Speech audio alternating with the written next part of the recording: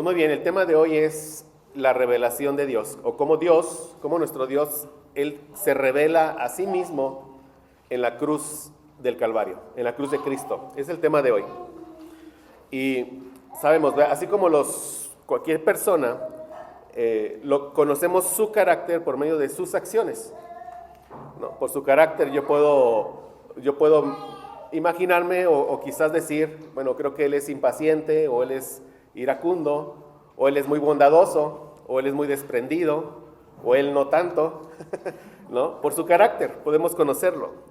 De la misma manera, o sea, nosotros conocemos el carácter de Dios, claro, en las Escrituras, pero las Escrituras nos dejan muchas acciones del Señor. O sea, vemos la historia, vemos sus acciones y conocemos que es un Dios poderoso, un Dios fiel, un Dios bondadoso, un Dios justo, un Dios santo, misericordioso, etc. El propósito de este capítulo, mis hermanos, es que veamos, espero que nos lleve a ver a todos el Señor, que en donde vamos a ver la gloria de Cristo, la gloria de nuestro Dios trino, ¿verdad? La gloria de Él, de una manera que no la podemos ver en ningún otro lado, es justamente en la cruz, en el Calvario. Vamos a ver con el tema y espero que el Señor nos vaya llevando a ver eso. Empecemos a definir qué es la gloria de Dios. Podemos definir la gloria de Dios como la suma de todas las perfecciones y de todos los atributos divinos de Dios, valga la redundancia. La gloria de Dios es la suma de todas sus perfecciones, todos sus atributos. Ese es el peso, digamos, esa es la gloria de Dios. Dios es glorioso en sí mismo. Siempre ha sido glorioso en sí mismo. Pero Él en su gracia se complace en revelar, en manifestar, en dar a conocer su gloria a sus criaturas, sean ángeles como humanos. O sea, ahí vemos su bondad de Dios, vemos el hecho de que Él mismo quiera mostrarnos a nosotros, creados del polvo, su propia gloria. Decimos, Señor, gracias por eso, gracias por eso. Y como sabemos, ¿verdad? El gran mandato, amar a Dios podemos decir, es a Él darle toda la gloria al Señor, y es lo que vamos a ir aprendiendo. Entonces, la gloria de Dios es la manifestación completa de su carácter divino, es su grandeza, es su esplendor. Esa es la gloria de Dios. Por su gloria, o sea, entendemos en su gloria, o lo que define su gloria, su poder, su majestad, su santidad, y así, ¿verdad? Los atributos de Dios. Y no hay nadie de más alto rango, no hay nadie más importante, no hay nadie más bello, no hay nadie más glorioso que nuestro Dios. Como dice Primera de Crónicas 29:11. Tuya es, oh Jehová, la magnificencia y el poder, la gloria, la victoria y el honor, porque todas las cosas que están en los cielos y en la tierra son tuyos. Tuyo, oh Jehová, es el reino, y tú eres excelso sobre todos. De modo que la gloria de Dios expresa la esencia de lo que es Dios, su ser, quién es Él, lo que Él hace y cómo se revela Él a sí mismo. Así de esta manera la creación misma muestra la gloria de Dios. Vemos la gloria de Dios desde la grandeza del universo hasta todos los detalles más mínimos que podemos encontrar en la tierra, ¿sí? La creación misma, ¿de qué nos habla? Del poder, la sabiduría, de la belleza de Dios. Y debemos dar gracias a nuestro Dios, el Creador, reconociendo, como dice Isaías 6:3, toda la tierra está llena de su gloria. Toda la tierra. También el Salmo 19:1 nos dice que los cielos cuentan la gloria de Dios, dice el Salmo.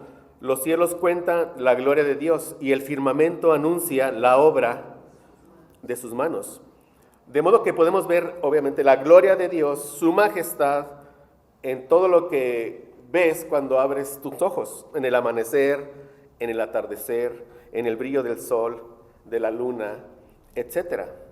Toda la belleza que tú puedes contemplar en la creación. Recordemos, todo lo que Dios hace, crea, o sus acciones son consecuentes con su carácter.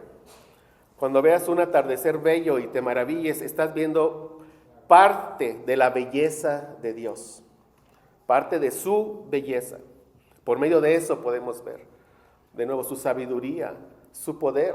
Él sostiene todo el universo, que vemos ahí, un Dios que es todopoderoso. Sin embargo, ¿verdad?, aún con la evidencia que nadie puede negar de la gloria de Dios, y voy a decir que nadie voy a ver por qué digo que nadie lo puede negar, en la creación hay personas que han cerrado su corazón a eso. Y ellos prefieren a lo creado, adoran lo creado en lugar del Creador. Eso lo tenemos aquí, ¿verdad?, en Romanos 1, del 18 al 20. Dice aquí la palabra de Dios. Porque la ira de Dios se revela desde el cielo contra toda impiedad e injusticia de los hombres, que defienden con injusticia la verdad.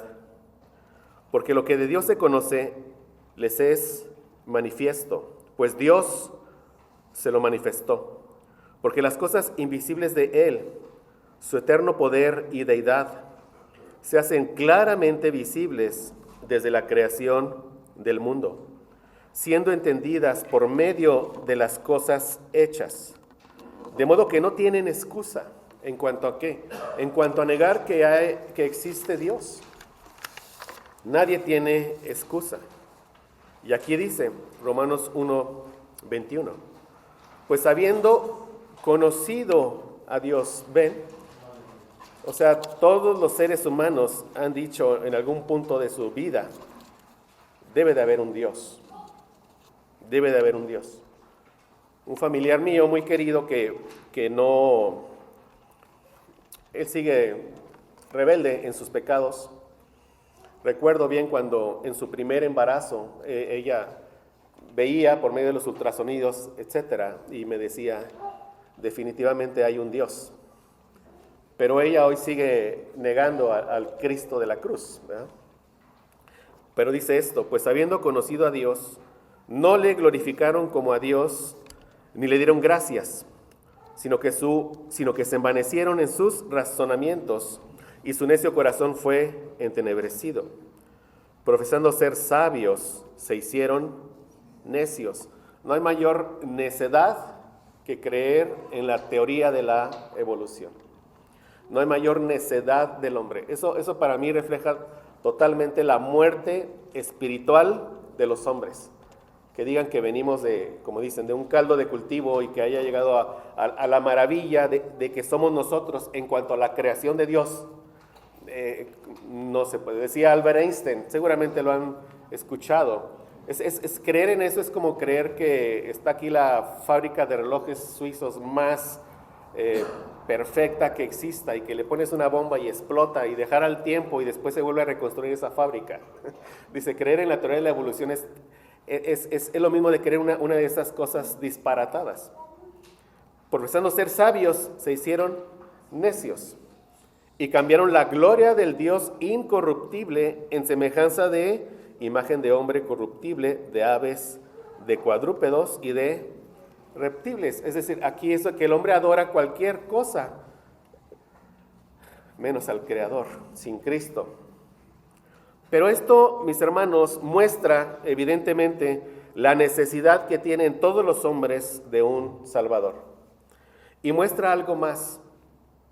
El plan de Dios ha sido el glorificarse a sí mismo en la salvación de los pecadores. Ese ha sido su plan desde la eternidad. Glorificarse a sí mismo en la salvación de los pecadores. También hemos aprendido, ¿verdad? Glorificarse a sí mismo en la condenación también. O sea, en la gloria de ¿qué? De su gracia y de su justicia. Vamos a enfocarnos obviamente en cómo Dios se glorifica salvando a los pecadores, salvándonos a nosotros, los que estamos ya en Cristo. Y miren, si el plan de Dios ha sido glorificarse a sí mismo en la salvación, esto nos debe de conducir a una conclusión, que solamente el hombre que ha sido salvado por gracia, solamente él puede contemplar la gloria de Dios de una manera mucho más excelente que el hombre que sigue perdido. ¿Sí me explico en esto? Tenemos esa bendición nosotros. Dios muestra su gloria a todos los hombres, ¿por medio de qué? De su creación. Pero solamente los que hemos sido salvados por gracia, por medio de la fe, podemos contemplar la gloria de Dios de una manera más grandiosa que nadie sin Cristo la puede contemplar. Y tenemos todo para poderla seguir contemplando cada día más y más y más. ¿Y qué es ese todo? Pues su bendita palabra. Su bendita palabra. Tenemos en verdad tanto en la palabra, mis hermanos, que siempre el ánimo va a ser, vaya y pase tiempo en la palabra. Vaya y pase tiempo en la palabra.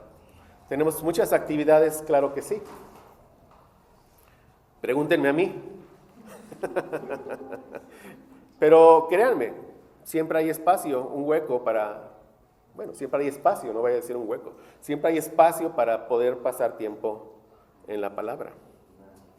Ahí es donde vamos a contemplar la gloria de la cruz de Cristo. Entonces, los que hemos sido redimidos, podemos ver la gloria de Dios de una manera más excelsa en la redención. Y tomen nota de esto. Podemos ver más la gloria de Dios en la nueva creación que en la creación. ¿Sí me explico? La creación, nosotros mismos, hombres naturales, esta tierra, todo. Nueva creación, nosotros, nueva creación en Cristo Jesús, y después todas las cosas son hechas nuevas en Cristo. Entonces nosotros vemos la gloria de Dios de una manera más grande en la nueva creación que en la creación. Y miren, la nueva creación se ve con ojos que son espirituales. Ojos que ven lo que no se puede ver con ojos físicos. Esa es nuestra vista, la vista que el Señor nos ha dado. Esa es nuestra fe preciosa que el Señor nos ha dado. Amén. Y con respecto a esto, que en la nueva creación vemos más la gloria que en la creación misma, vean lo que dijo el profeta Ageo. Él dijo, la gloria postrera de esta casa será mayor que la primera. Ha dicho Jehová de los ejércitos, y daré paz en este lugar, dice Jehová de los ejércitos. Aquí lo que estaba haciendo el profeta Ageo, él estaba profetizando la reconstrucción del templo de Salomón que había sido arrasado por los babilonios. Estaban ellos tristes, recordemos, ¿dónde es donde Dios en el tiempo del antiguo pacto, Él manifestaba su gloria? En el templo. En el templo, en ese tiempo ese era el lugar. Dios es omnipresente, sí. Incluso el mismo Salomón, en su oración de la dedicación del templo, dice, yo sé que los cielos de los cielos no te pueden contener. Pero tú has dicho, Señor, que aquí tú vas a mostrar tu gloria, tu perdón, tu misericordia para con nosotros. Y por eso Él dedica el templo. Y dice, y la gloria de Dios cubrió ¿qué? El templo. Ese templo había sido derribado como un juicio para los israelitas por Nabucodonosor y había sido exiliado y deportado fuera. Entonces es cuando viene esta profecía de Ageo. Dice, la gloria postrera de esta casa, se refiere en ese entonces ¿a qué? Al templo derribado. Será mayor que la primera. ¿Cuál primera? El templo de Salomón en todo su esplendor y en toda su gloria. Ha dicho Jehová de los ejércitos, y daré paz, dice él, en este lugar. Dice Jehová de los ejércitos. Esto apuntaba de nuevo a la reconstrucción de ese templo, que fue reconstruido bajo el mando de Zorobabel, ¿verdad? Pero esto apuntaba a algo más glorioso todavía. Apuntaba al templo final y definitivo que formamos los que hemos sido redimidos en Cristo Jesús. A eso es a lo que apuntaba esto. Sí, apuntaba a las piedras vivas del templo que somos nosotros. Es decir, la gloria futura, es lo que dice el profeta, de Israel sería mayor que la gloria misma que tuvieron bajo el reinado de Salomón. Y recordemos, el reino de Israel del antiguo pacto llegó a su cenit, a su punto más alto de gloria, bajo el reinado de ¿quién? De Salomón. Y dice, esta gloria será mucho más grande por dos cosas. Número uno, cuando se reconstruye el templo, quien ministró dentro del templo fue nuestro Señor Jesucristo. Su persona, Dios encarnado, Él llega y Él llena la gloria del templo. Con todo, ¿verdad? Por la rebelión de los israelitas, crucifican al Señor Jesucristo, como sabemos. Y después, en el año 70 después de Cristo, ese templo es nuevamente que arrasado. Y se cumple la profecía de Jesús que dice: no quedará piedra sobre piedra que no sea derribada. Ahí termina ya ese templo. Como sabemos, ya no esperamos nosotros la reconstrucción de un tercer templo físico. Ese tercer templo físico inició su construcción con nuestro Señor Jesucristo. Ya lleva 2000 años en construcción ese templo espiritual, que somos nosotros. Amén. El verdadero Israel. La gloria futura de Israel iba a ser mayor porque es la gloria del verdadero Israel. Cristo es el verdadero Israel. Y nosotros en Cristo somos los verdaderos israelitas. Amén. Por eso leemos aquí en 1 de Pedro 2, 4 y 5. Dice: acercándose a él piedra viva, desechada ciertamente por los hombres, mas para Dios escogida y preciosa. Vosotros también, como piedras vivas, sed edificados como casa espiritual. ¿Ven? Casa espiritual. Y sacerdocio santo, para ofrecer sacrificios, ¿qué dice? Espirituales. Aceptables a Dios por medio de Jesucristo. En el templo de Salomón hubo gloria y hubo paz. Pero en el templo de Cristo, mis hermanos, que somos nosotros, hay una gloria y una paz que el mundo no conoce y jamás conocerá. Amén. De tal forma que la gloria de la nueva creación es mayor que la gloria de la creación. Y vamos a leer una serie de ideas y que los lleve usted a meditar en esto.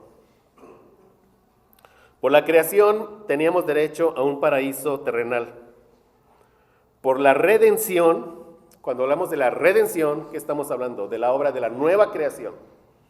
La redención, aunque aprendimos que es un término que se usa particularmente para rescatar a un esclavo por medio de un pago, muchas veces la redención la usan los teólogos para referirse a toda la obra de salvación. La redención, así la usan ellos. Por la redención tenemos título de propiedad en un reino que es celestial. Somos hijos de Dios y si hijos también herederos. Herederos de Dios y coherederos con Cristo, como está escrito en Romanos 8, 17. Quiero que veas ciertamente la gloria de la creación, pero la gloria de la nueva creación es mucho más excelsa. Por la creación tenemos vida en Adán. Por la redención tenemos vida en Cristo. Pero estas cosas se han escrito para que creáis que Jesús es el Cristo, el Hijo de Dios, y para que creyendo tengáis vida en su nombre.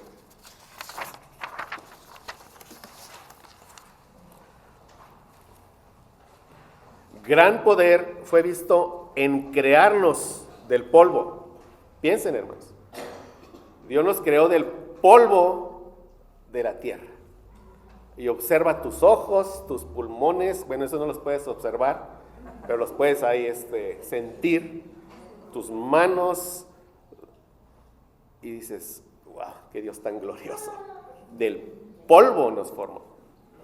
Gran poder fue visto en crearnos del polvo. Entonces Jehová Dios formó al hombre del polvo de la tierra y sopló en su nariz aliento de vida y fue el hombre un ser viviente. Génesis 2:7. Pero mayor poder, mis hermanos, fue visto en crearnos de nuevo cuando éramos menos que polvo, pecadores, muertos, dignos de la condenación. Y Él os dio vida a vosotros cuando estabas muerto en tus delitos y en tus pecados. La creación, mis hermanos, en un sentido no le costó nada a Dios, sino hablar una palabra. Él dijo y fue hecho. Y dijo Dios, sea la luz, y fue la luz, Génesis 1:3.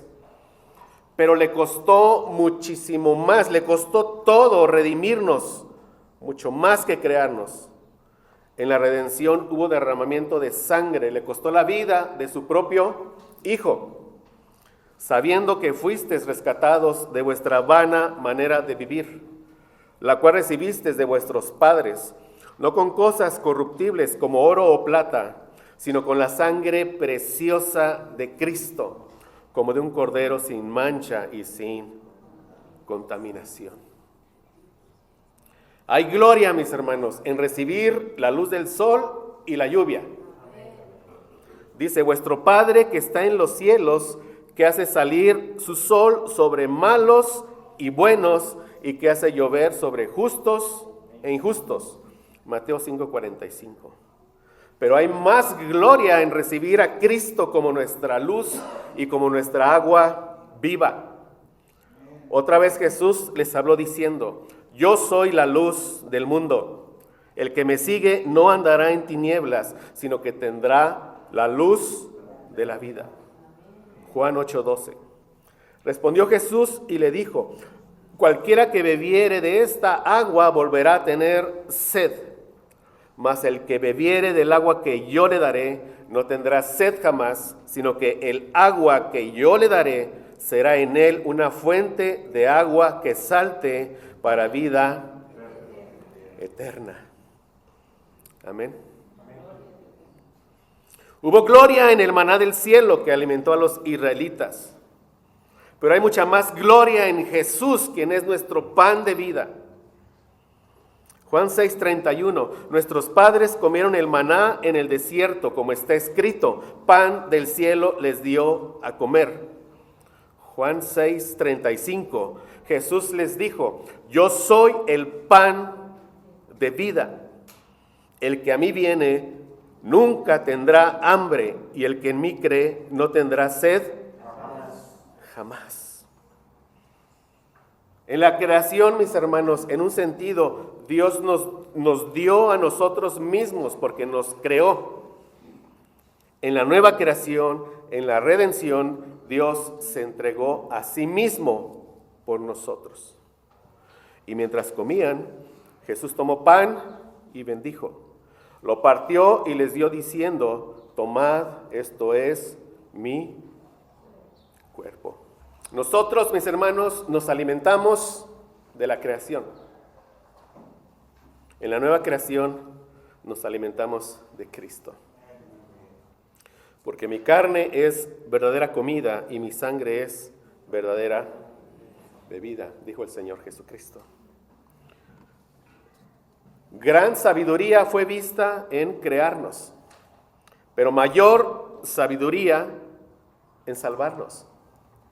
La cruz de Cristo, esta gran obra de salvación, llevó al apóstol Pablo a exclamar en Romanos 11:33, oh profundidad de las riquezas y de la sabiduría y del conocimiento de Dios, cuán insondables son sus juicios e inescrutables sus caminos. Exclama esto con respecto a la salvación. Por eso, mis hermanos, en la cruz de Cristo podemos ver la gloria de Dios como no la pudimos haber visto nunca jamás. Ahí vemos la sabiduría, el poder, la justicia y el amor de Dios. Gracias a Dios por los ojos que nos ha dado, mi hermano. Ojos espirituales para ver lo que no se puede ver. Veamos la sabiduría y el poder de Dios. En los primeros 11 capítulos de Romanos, Pablo desarrolla su magistral exposición del Evangelio. Dios justifica a los pecadores por medio de la fe en Cristo. Y Él está creando una nueva comunidad en la que entran tanto gentiles como judíos. Es lo que le está enseñando ahí el apóstol. Cristo vino a salvar a gente de toda lengua, tribu, pueblo y nación. Y después él desarrolla 11 capítulos romanos. Y al final él termina con esta doxología. Porque en su mente no logra entender. Y vean, el apóstol Pablo creo que entendió el Evangelio como ningún ser humano creado lo ha entendido. En Gálatas vemos que el mismo Señor Jesucristo lo ministró por 3 años, lo llevó al desierto. Él, previo a ser salvado, él fue fariseo de fariseos, dice, instruido a los pies de Gamaliel. Conocía la ley, celoso de la ley, la cumplía en todo conforme a lo que ellos pensaban. Pero todo ese conocimiento, cuando Cristo le revela a él, no sé qué pasó en la mente de Pablo. Incluso dice, fui al tercer cielo y no puedo decirles todo lo que vi ahí. Pero él no logra, llegar a comprender toda la profundidad de la sabiduría de Dios en la salvación. Estamos viendo la sabiduría de Dios en la salvación. Y dice ahí en Romanos 11, 33 al 36. Oh profundidad de las riquezas, de la sabiduría y de la ciencia de Dios. Pero con respecto a ¿qué? A la salvación. Cuán insondables son sus juicios e inescrutables sus caminos. Porque ¿quién entendió la mente del Señor? ¿O quién fue su consejero? ¿O quién le dio al primero para que le fuese recompensado? Porque de Él y por Él y para Él son todas las cosas. A Él sea la gloria por los siglos. Amén. Entonces, nuestros valores, y sabemos, y hablo más del hombre sin Cristo, están en completo desacuerdo. Sí, con respecto a lo que nosotros vemos en la cruz de Cristo. Como vimos, ¿verdad? La cruz, que para nosotros es poder de Dios para salvación. Y como estamos viendo, en esa cruz, donde nosotros vemos la sabiduría de Dios, para ellos es locura. Definitivamente es una obra de Dios en nuestras vidas, si podemos ver estas verdades. Y gracias a Dios. Pablo, cuando fue a Corinto, no fue con un mensaje de su propia sabiduría o de sabiduría de ellos. Tampoco en su propia fuerza. Les llevó el mensaje de la cruz, que para ellos era locura, y él fue en debilidad, confiando en el poder del Espíritu Santo para que confirmara en ellos la palabra. Y él dice, me propuse no hablar entre vosotros ninguna otra cosa que no sea Cristo y a este que crucificado, para que su fe descansara firmemente solo en el poder de Dios para salvación, que es a todo aquel que cree, como dice Romanos 1:16, y no en su propia sabiduría. Y debemos hacer nosotros lo mismo que el apóstol, confiar, ¿verdad?, en el poder de Dios al compartir el evangelio puro, no persuadiendo de ninguna otra manera, un evangelio puro. Y el Espíritu Santo, en su soberanía, en su misericordia, Él quizás tenga piedad de esta persona que está escuchando el evangelio. Pero en la cruz vemos la sabiduría y el poder de Dios. Vemos también la justicia de Dios. Usted ha escuchado muchas veces de hombres y mujeres sin Cristo. Aún muchos hombres y mujeres con Cristo. Hacerse esta pregunta acerca de por qué hay mal. Si Dios existe, ¿por qué hay mal? ¿Usted ha escuchado? Yo conocí cierta persona que radicaba en Estados Unidos y ya falleció. Él me dice, platicando con él, me dice, mira Guillermo, el día que yo ya no vea aquí ni muerte, ni enfermedad, ni guerras, ese día creeré en Dios. Murió sin Cristo. Ellos dicen, si hay enfermedad y muerte es porque no hay Dios. Ellos dicen eso. O bien porque ese Dios en el que tú crees es un Dios que es injusto. Es lo que ellos piensan. Y este no es un problema de nuestros días. Incluso Abraham, nuestro padre de la fe, él se indignó porque Dios se proponía a matar a los judíos juntamente, a los justos, perdón, juntamente con los malos ahí en Sodoma y Gomorra. Y le empieza a preguntar. Y finalmente él dice angustiado, el juez de toda la tierra no ha de hacer lo que es justo. O sea, la única respuesta aquí es un sí. Y Dios hizo lo que es justo. Le dice en Génesis 18:25, lejos de ti el hacer tal, vean, que hagas morir al justo con el impío. Pero Dios no hizo eso. El justo Lot fue rescatado. Y dice, y que sea el justo tratado como el impío. Nunca tal hagas, y jamás hará eso nuestro Dios. Es cuando pregunta, el juez de toda la tierra no ha de hacer lo que es justo. Entonces, de manera que vemos que no solo las personas de hoy, sino vemos que aún los mismos autores de la Biblia, los personajes de la Biblia, ellos venían luchando con esta cuestión. Es un tema que también vemos en varios libros, en Job, vemos en varios profetas menores también, por qué los malvados prosperan y por qué los inocentes sufren.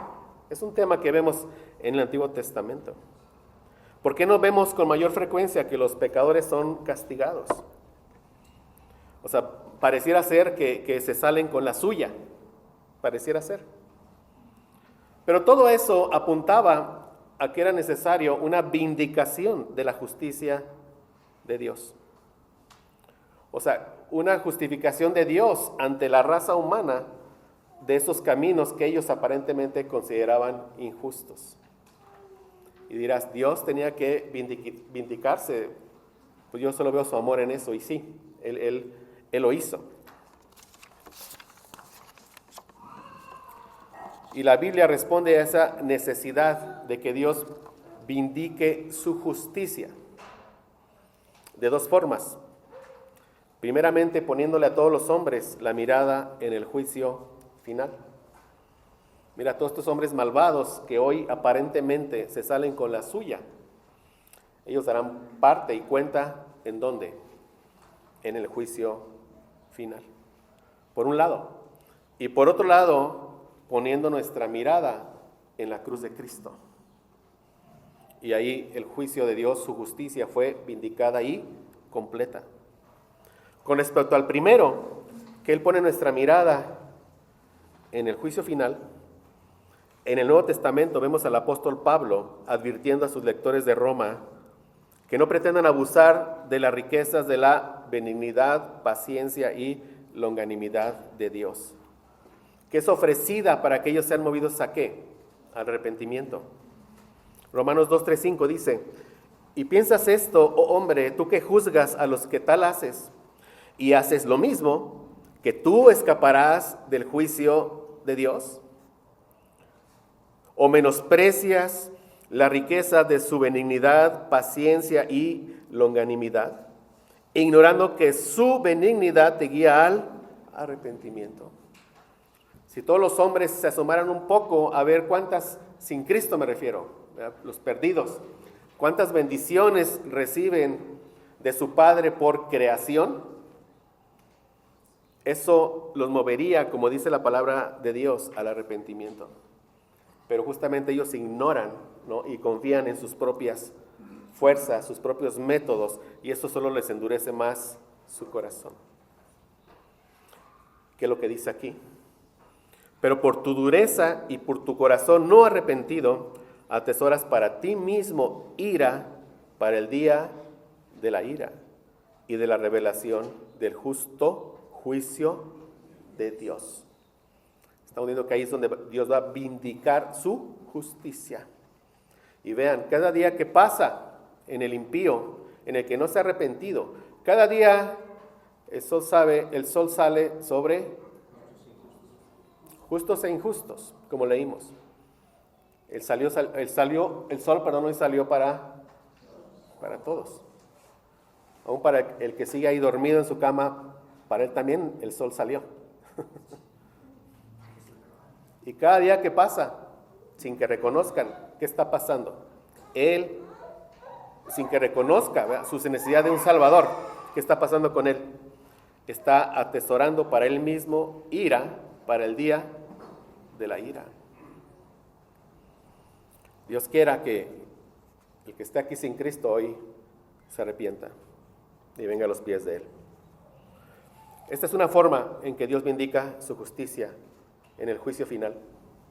Y la otra manera es llevando nuestra mirada al juicio de la cruz de Cristo. Pero ¿qué significa la justicia de Dios? Vamos a ver esto. Dice aquí sus notas. Es una posición de justicia que es de Dios. Una posición de justicia que es de Dios, en el sentido que proviene de Dios. Dios la concede, como dice Romanos 3:21. Pero ahora, aparte de la ley, es decir, la ley no tiene nada que ver con esto, porque lo va a decir más adelante, ¿verdad? Porque por medio de la ley nadie puede ser justificado, porque nadie puede obedecer la ley. O sea, pero dice, aparte de la ley se refiere a eso. Se ha manifestado la justicia de Dios, testificada por la ley y por los profetas. Y dado que todos somos injustos, dice aquí, como está escrito, no hay justo ni aún uno. Todos somos injustos, todos los hombres. En Cristo algún día fuimos injustos, sin Cristo todos son injustos. Dado que todos fuimos o algunos siguen siendo injustos, y súmala a eso, que nadie podía y nadie puede establecer su propia justicia, ¿sí? Y dice, ya que por las obras de la ley ningún ser humano será justificado delante de él, porque por medio de la ley es el conocimiento del pecado. Entonces, considerando estas dos cosas, no hay justo ni aun uno, y nadie se puede justificar a sí mismo. ¿Entendemos? Entonces, la justicia de Dios es un don gratuito. Es por gracia. Romanos 5:17. Pues si por la transgresión de uno solo reinó la muerte, que es Adán, muchos más reinarán en vida por uno solo, Jesucristo. Los que reciben la abundancia de la gracia y del don, ¿qué es esto? Regalo de Dios, de la justicia. La justicia es un don de Dios. La justicia de Dios es un don de Dios. Entonces, la justicia de Dios, al ser un regalo para los injustos, que se recibe solo por la fe en Cristo, eso no es otra cosa que la justificación. ¿Sí, mis hermanos? La justicia de Dios, que Él le da como un regalo a los injustos, a los que no la merecen, se le da como un regalo solo por la fe ¿en quién? En Cristo. Al darles ese regalo, esa es la justificación. Y ya aprendimos qué es la justificación. Espero. ¿Qué es la justificación? Menciono hoy algo que he mencionado otras veces, pero no lo mencioné en estos días. Hay una doble imputación y es una cuestión legal. Recuerden, esto se da en los tribunales. Es legal. ¿Qué pasa? Por todos mis pecados hay culpa. Por mi culpa el juicio de Dios está ¿qué? Sobre mí. Pero mi culpa es transferida ¿a quién? A Cristo. Pero es algo legal. Lo que Dios transfiere por la fe en Cristo. A Cristo, ¿qué es? La culpa. ¿Ok? La culpa. Pero no transfiere características morales. Entendamos eso, ¿verdad? O sea, mi perversidad no hace que Jesús sea perverso. Yo les digo, eso es blasfemia. Es un mal entendimiento que a veces así se enseña. Eso no es correcto. Por eso es en los tribunales. El juez ante la evidencia va a declarar inocente o culpable. ¿Y qué hizo él? La culpa del pecador, ¿en quién la imputa? Es el término legal. ¿En quién? Cristo. Dios ve que la culpa. ¿Y qué tiene que hacer Dios al ver la culpa? Descargar su castigo, su justo castigo sobre Cristo. Eso es por un lado. Lo maravilloso es de que la justicia de Cristo. ¿Y qué es la justicia de Cristo? su vida perfecta, sin pecado, su justicia, la imputa ¿en quién? En el pecador, al que Dios está justificando. No es transferencia moral, porque entonces en ese entonces, ¿qué seríamos todos nosotros? Perfectos, ¿sí? Por eso entiendan, es legal. Pero al hacer ambas cosas, y cuando Él ya justifica, ¿cómo te ve ahora a ti? Justo en Cristo. Azota el mazo y ¿qué dice? Inocente, perdonado de todas las culpas de tus pecados, pasadas, presentes y futuras. Eso es la justificación. Leamos Romanos 3, 22 al 26. La justicia de Dios por medio de la fe en Jesucristo para todos los que creen en Él. Por cuanto todos pecaron y están destituidos de la gloria de Dios, siendo justificados gratuitamente por su gracia, mediante la redención que es en Cristo Jesús. Ya cuando lea estos pasajes y con lo que hemos aprendido, gracias a Dios, usted va leyendo ya la profundidad que hay aquí en las Escrituras. Ve todo lo que el apóstol como que empaca en sus declaraciones. Vean esto. Siendo justificados, ya sabemos qué es, gratuitamente por su gracia, mediante el rescate que es en Cristo Jesús. ¿Y cómo fue el rescate? ¿Por qué? ¿Cuál fue el pago? Su propia sangre. ¿Qué eso qué es? Que la derramó hasta que entregó ¿qué? Su vida, recordemos. Su vida fue la que entregó ¿para qué? Para rescatarnos. A quien Dios puso, ¿a quién puso? A Cristo. Como propiciación. ¿Qué es propiciación? Que la ira de Dios quedó aplacada. Dios lo puso como propiciación por medio de la fe en su sangre, recuerda, en su sangre, que derramó su sangre hasta entregar ¿qué? Su vida. Para manifestar su justicia, ¿ven? O sea, Dios aquí está vindicando su justicia a causa de haber pasado por alto en su paciencia los pecados pasados. Ahora, esto tenemos que entender que son todos aquellos que fueron salvos por el sistema sacrificial del Antiguo Testamento. No pensemos que pasó por alto los pecados pasados de todo el mundo, no se refiere a eso.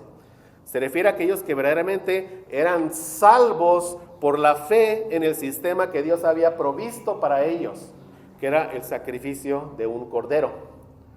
Pero podría haber alguien dicho, ¿cómo? O sea, si el hombre merece morir, ¿cómo es que un animal y la justicia de Dios está satisfecha? A eso se refiere aquí. A causa de haber pasado por alto en su paciencia los pecados pasados, con la mira de manifestar en este tiempo su justicia. En este tiempo, el tiempo en el que el Señor Jesucristo había muerto en la cruz. A fin de que Él, ¿quién? Dios, sea el justo. Él. Ya nadie puede decir, es injusto. ¿Quién le puede decir? Él es el justo y es Él, Dios Padre, el que justifica al que es de la fe de Jesús. ¿Vemos, mis hermanos? Vean, la justicia de Dios, por lo tanto, se puede definir como el modo justo de Dios de hacer justos a los injustos. Es esa posición de justicia que Dios concede a los pecadores que Él justifica.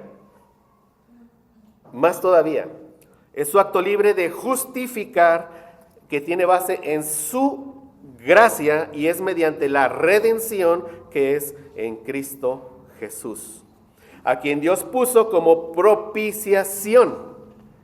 Es que concluimos. Si Cristo en la cruz no hubiese pagado el precio de nuestro rescate y no hubiese propiciado la ira de su Padre por nuestros pecados, no podría habernos justificado. Y llegamos aquí a la belleza de nuestro sustituto. Amén. Entonces, en la cruz Dios manifestó su justicia. No nos perdamos, ¿qué estamos viendo?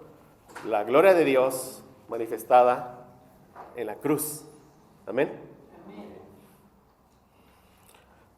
Ahora bien, dice aquí, la razón por la cual Dios puso a Cristo, Dios Padre puso a Dios Hijo como propiciación, como sacrificio expiatorio, ya sabemos qué es eso, llevó lejos nuestra culpa. La razón por la que hizo todo eso fue para manifestar su justicia. O sea, tan importante es este objetivo divino que el apóstol lo menciona 2 veces, y dice aquí con palabras casi idénticas. Y vemos aquí, dice, la primera vez vuelve la mirada hacia el pasado y dice que Dios manifestó su justicia en la cruz a causa de haber pasado por alto en su paciencia los pecados pasados. Y ya expliqué qué es esto. La segunda vez proyecta la mirada desde la cruz hacia el presente y el futuro. Y dice que Dios manifiesta y sigue manifestando en este tiempo. Y cuando decía el apóstol Pablo, en este tiempo, se refería al tiempo en el que él estaba escribiendo. Cuando leemos nosotros decimos en este tiempo, Dios sigue manifestando en este tiempo su justicia. ¿Cómo la manifiesta? Cada vez que compartimos el Evangelio, ahí está Dios manifestando su justicia por medio de quienes, de nosotros, a fin de que Él sea el justo y el que justifica al que es de la fe en Jesús. Amén. Si bien en su paciencia temporalmente dejó sin castigo los pecados, pero ya expliqué a qué se refiere esto. Ahora, con justicia los ha castigado, los pecados de esos que había Él perdonado por ese sistema antiguo de sacrificios, al condenarlos en Cristo. Debido a su anterior apariencia de injusticia, al no castigar los pecados, ahora ha dado una prueba presente y visible de justicia al descargar en su propio Hijo el castigo.